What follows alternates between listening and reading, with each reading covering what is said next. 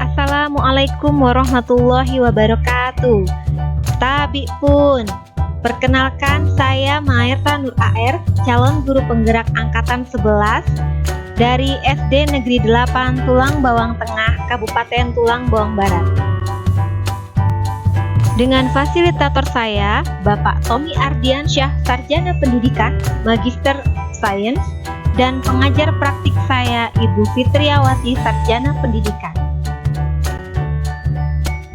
Video ini adalah praktik penerapan segitiga restitusi untuk menyelesaikan permasalahan siswa di sekolah saya.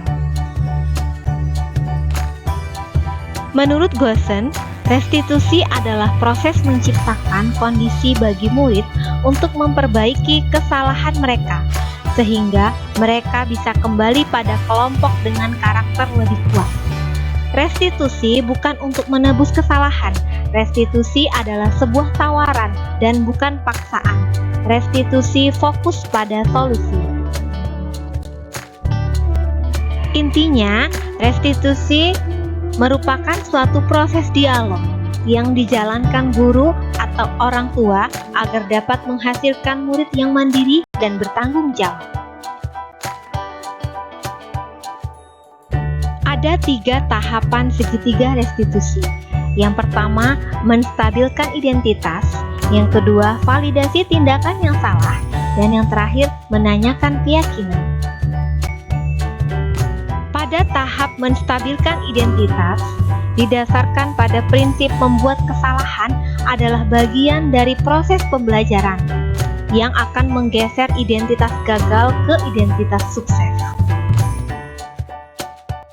Pada tahap validasi tindakan yang salah, didasarkan dengan prinsip setiap perilaku berupaya memenuhi suatu kebutuhan tertentu. Guru akan bergeser dari pemikiran stimulus respon menjadi proaktif. Mengenali dan mengakui kebutuhan murid akan memperbaiki hubungan dengan murid. Pada tahap menanyakan keyakinan, murid akan diberi pertanyaan-pertanyaan bermakna untuk memunculkan motivasi secara intrinsik, mampu mengaitkan keyakinannya dengan tindakan yang salah. Contoh kasus 1, mengejek nama orang tua.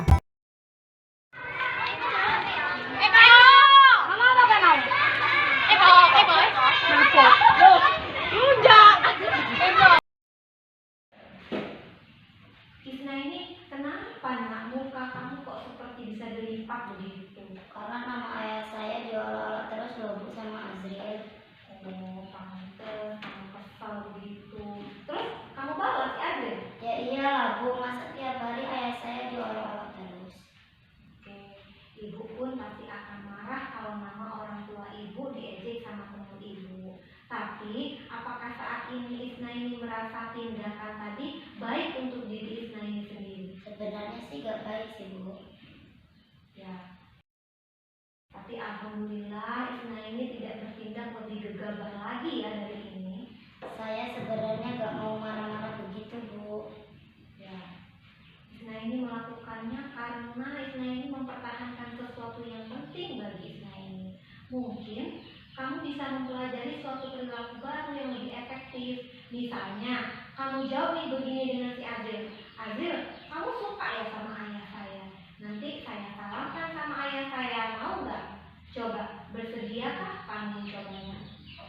Ya iya Bu, baik Bu, bersedia. Oh ya, bukankah kita sudah membuat keyakinan kelas ya? Sudah Bu. Nah, keyakinan kelas apa nih yang sesuai dengan masalah Isna ini? Menghormati orang lain ya Bu. Ya, betul. Isna ini yakin nggak kalau menghormati orang lain itu penting buat Isna ini? Yakinlah Bu. Setuju. Namun, ada juga keyakinan yang kita sepakati dan perlu kita jalankan saat kita sedang marah kan? Ya seperti yang Ibu bilang tadi, saya bisa melakukan hal yang dapat membuat saya jadi manusia yang lebih sabar. Ya, oke. Kira-kira Isna ini bersedia tidak memperbaiki masalah ini? Bersedia. dia, Bu. Ya, kalau kamu memperbaiki masalah ini, kamu menjadi orang yang seperti apa? Saya akan menjadi orang yang lebih sabar menghadapi masalah, ya Bu. Iya. Menurut Isna ini, bagaimana rasanya jadi orang yang seperti itu?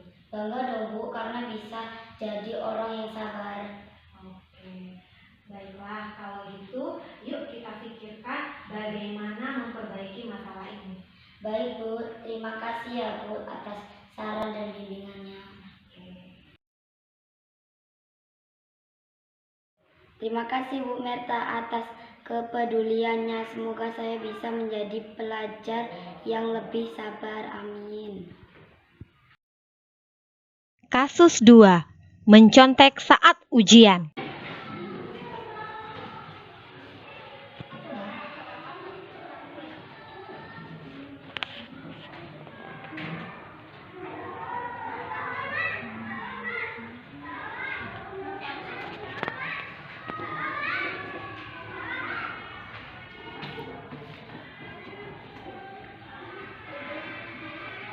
Oke, dia tahu tidak kenapa Bu Merta panggil dia ke sini? Tidak tahu, Bu.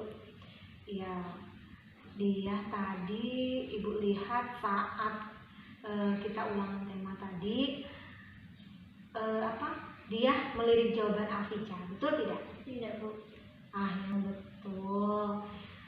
Setelah Ibu koreksi hasil jawabannya dia dan Afica itu sama persis loh. Iya, Bu, sih betul.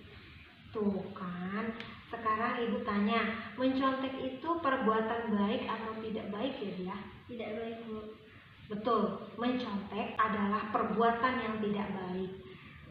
Setiap manusia itu pasti pernah berbuat salah dia, termasuk Ibu juga pernah berbuat salah. Tapi Ibu di sini bukan mau menghakimi dia. Bu Merta di sini mau membantu mencari solusi supaya dia tidak mencontek lagi. Dia pasti punya alasan kenapa dia mencontek. Coba ceritakan sama Ibu. Saya tidak belajar, Bu, karena ikut mama rewang, Bu. Loh, memang rewangan itu mengharuskan dia untuk hadir. Tidak. Kalau dia nggak hadir, nanti acaranya tidak terlaksana gitu ya? Tidak sih, Bu. Baik, dia masih ingat keyakinan kelas kita?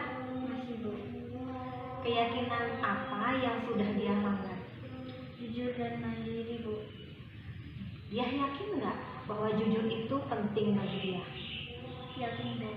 Oke, kira-kira bagaimana ya cara agar dia tidak mencontek jawaban teman lagi?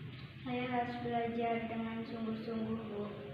Ya, baik, Ibu konfirmasi lagi ya. Dia akan belajar dengan sungguh-sungguh supaya tidak mencontek lagi.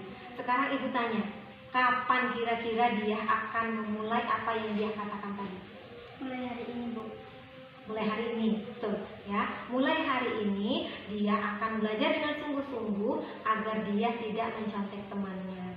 Ya, terima kasih dia. Ibu yakin dia akan menjadi pribadi yang lebih baik dan bisa menjadi anak yang solehah, kebanggaan kedua orang tuanya dia. Amin.